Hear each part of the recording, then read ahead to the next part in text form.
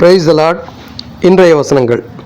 அந்நாட்களில் உலகமெங்கும் குடிமதிப்பு எழுதப்பட வேண்டும் என்று அகஸ்துராயனால் கட்டளை பிறந்தது.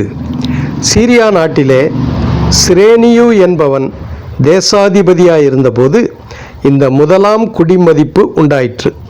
அந்தப்படி குடிமதிப்பு எழுதப்படும்படிக்கு எல்லோரும் தங்கள் தங்கள் ஊர்களுக்கு போனார்கள்.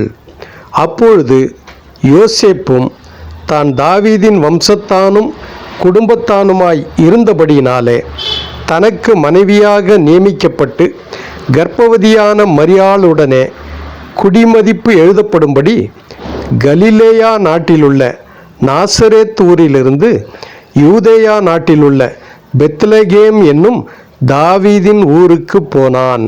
ஆமேன். லூக்கா 2:1-5 வசனங்கள். கர்த்தர் உங்களை ஆசீர்வதிப்பாராக. ஆமேன்.